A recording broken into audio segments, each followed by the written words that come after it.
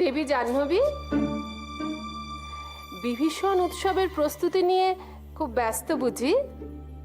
না, তেমন কিছু নয়, বলুন। আসলে প্রাসাদের সবার মধ্যে কিরকম একটা চাঞ্চল্য লক্ষ্য করছি। সবাই যেন ভীষণ ব্যস্ত, তাই ভাবলাম বোধহয় বিভীষণ উৎসব নিয়েই সবাই ব্যস্ত। আপনার যদি আমাকে বিশেষ কিছু বলার না থাকে তাহলে আমার অনেকগুলো কাজ পড়ে রয়েছে, সেগুলো সম্পন্ন করতে হবে। আমি যাই। সে তো নিশ্চয়ই, আমারই বোঝা উচিত ছিল।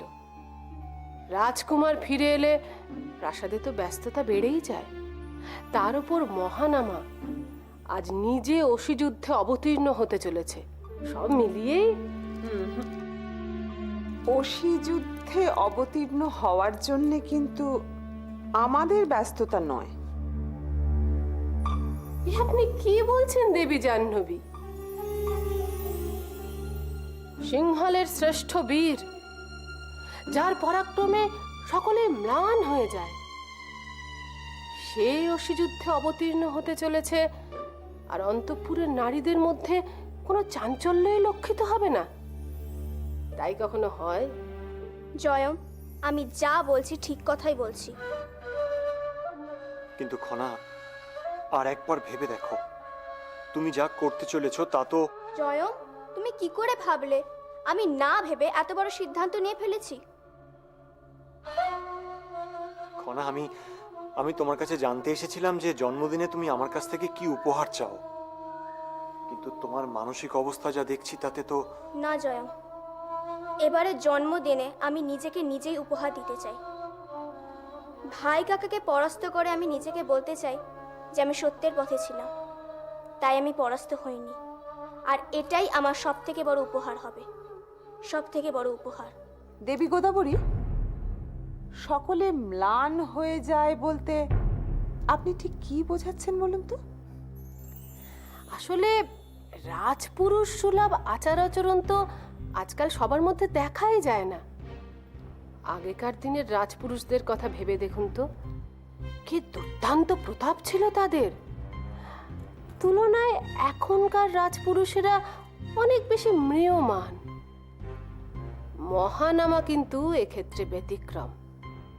সে জানে রাজপুরুষ হওয়ার মর্যাদাটা কি, সব বোঝে। হ্যাঁ, একদম ঠিক বলেছেন। আবার অপরদিকে উপতিষ্যকে দেখুন, ওর মতো ব্যক্তিত্ব খুঁজে পাওয়াই দুষ্কর। সকলের জন্য ওর হৃদয়ে স্থান আছে, এটাও কিন্তু রাজপুরুষেরই ধর্ম, তাই না? সে তো ঠিকই। তবে যাই বলুন দেবী জাহ্নবী, আজ কিন্তু মহানামা অসিবিদ্যা প্রদর্শন করে সকলকে হতবাক করে দেবে। এটা ভাবতে কিন্তু আমার খুব ভালো লাগছে। রোমাঞ্চ হচ্ছে। রোমাঞ্চের এখনো অনেক বাকি আছে দেবী গোদাবরী। মহানামার প্রতিদ্বন্দ্বী কে তা জানলে তো আপনাদের রোমাঞ্চের অন্ত থাকবে না। তবে আজ দেখবেন রাজপুরুষ বীর শ্রেষ্ঠ মহানামার যোগ্য প্রতিদ্বন্দ্বী খনা কিভাবে জয় ছিনিয়ে নেয়।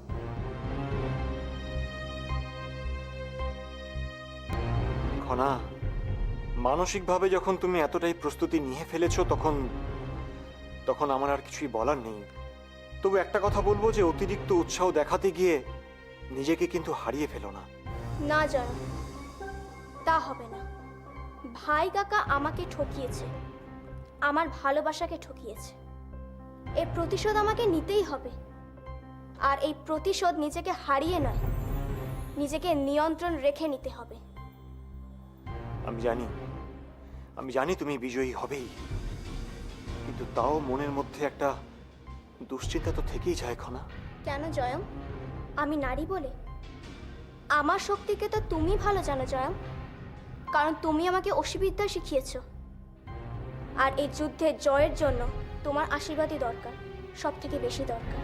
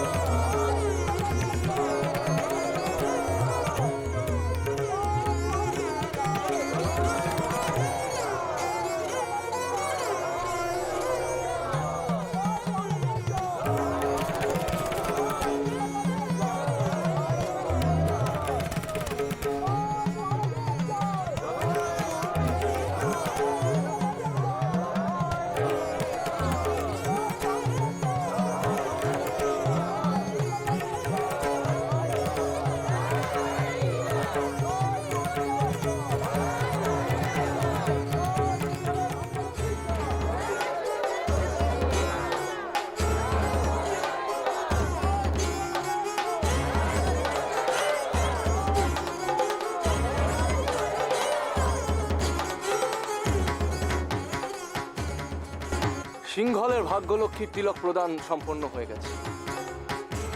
এবারে আমরা বিভীষণ উৎসবের শুভ সূচনা করতে পারি।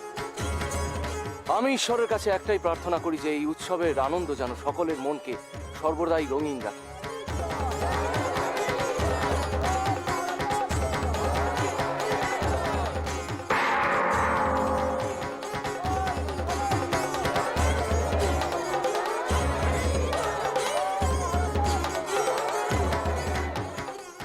আমাদের ঈশ্বরকে ধন্যবাদ দেওয়া উচিত যে এই উৎসব আমরা আপনাদের সকলের সঙ্গে পালন করতে পারছি এবং আপনাদের সকলের সঙ্গে এই উৎসব পালন করাই আমাদের আসল উদ্দেশ্য।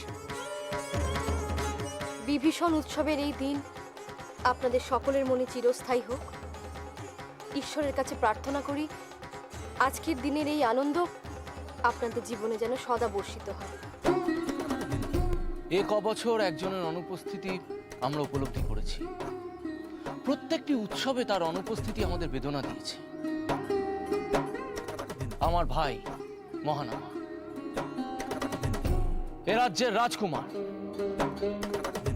রাষ্ট্রের শ্রেষ্ঠ বীর আজ আমাদের মাঝখানে উপস্থিত, আর সেই জন্য আমরা অত্যন্ত আনন্দিত।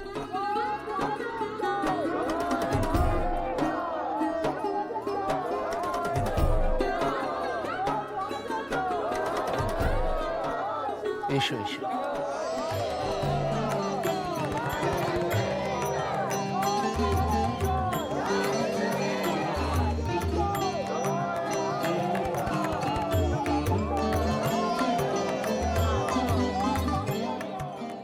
মহানামা আমাদের গর্ব, আমাদের রাজ্যের গর্ব। ওর উপস্থিতি সিংহলকে আরো শক্তিশালী করে তোলে। আহা, দীর্ঘায়ু হব। এবার বিভীষণ উৎসবের প্রধান আকর্ষণ আপনাদের সামনে পরিবেশিত হবে।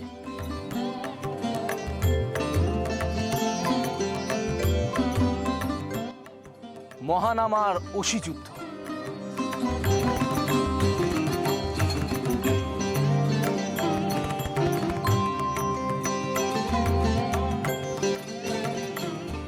কি মহানামা, তুমি প্রস্তুত তো? মহারাজ, রাজকুমার এতগুলো বছর অনুরাধাপুরমের বাইরে ছিলেন। আগের মতন তার ক্ষিপ্রতা এবং শক্তি আছে কিনা আমাদের জানা নেই। তাহলে কি আমার ভাইয়ের ক্ষিপ্রতা এবং শক্তি সম্বন্ধে আমার কোনো সন্দেহ নেই। কি মহানামা? জয়দ্রথ আমাকে দুর্বল ভাবছে। হাস্যকর, সত্যি হাস্যকর। তাই যদি হয় মহারাজ, তাহলে রাজকুমারের সাথে সিংহলের ক্ষিপ্র সৈন্যদের অসিযুদ্ধ দেখতে আমরা উদ্গ্রীব।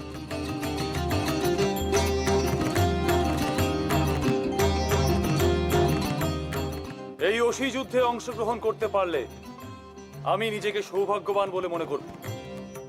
এটাই সবচেয়ে বড় সুযোগ। কেউ বুঝে ওঠার আগেই আমাকে এখান থেকে সরে যেতে হবে।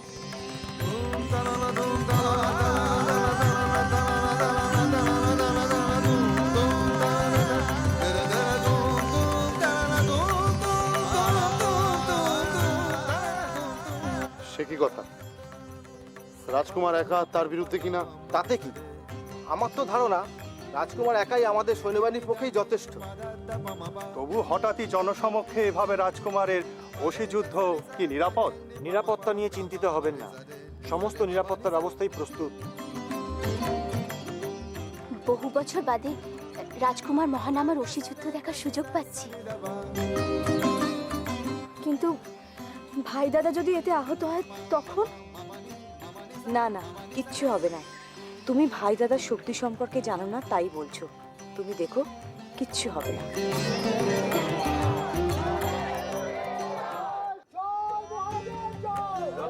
যাও।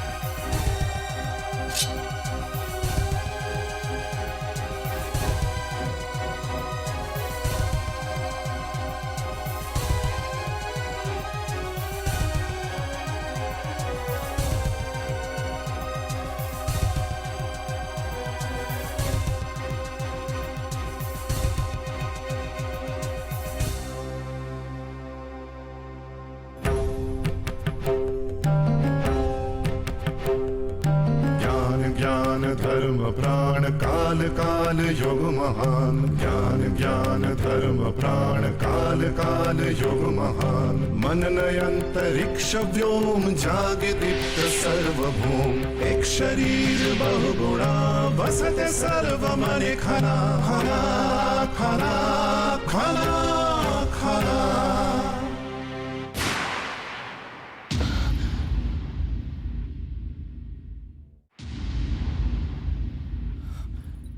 বাহ বাহ, খুব ভালো, অনবদ্য। আমরা দেখতে পাচ্ছি যে মহানামার আগের মতোই ক্ষিপ্রতা আছে।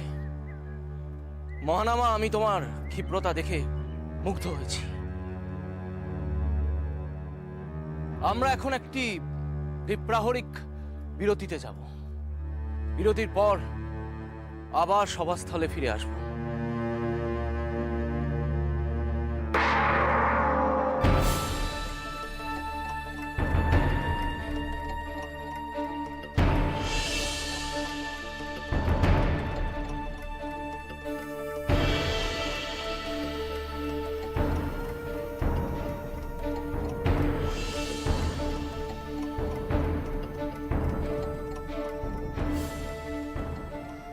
কি ব্যাপার, এখনো যুদ্ধে তৎপরতা রয়েছে বলে মনে হচ্ছে? তুমি আমি তোমার যুদ্ধ জয় দেখে তোমাকে অভিনন্দন জানাতে এলাম।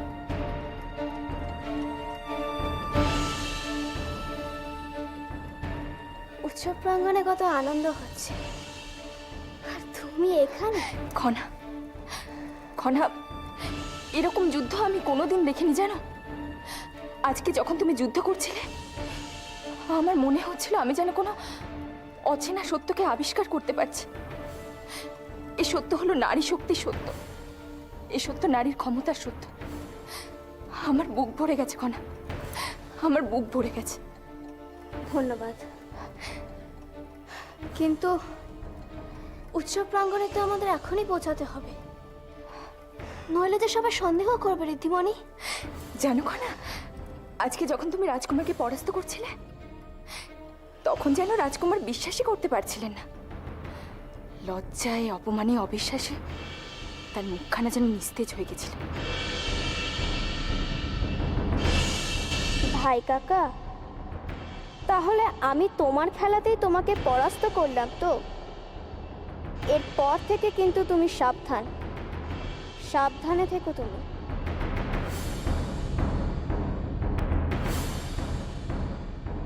কি ভাবছো খনা? না মানে ভাবছিলাম যে কেউ সন্দেহ করেনি তো। কিসের সন্দেহ? এই যে ভাই কাকাকে আমি যুদ্ধে পরাস্ত করলাম সেটা।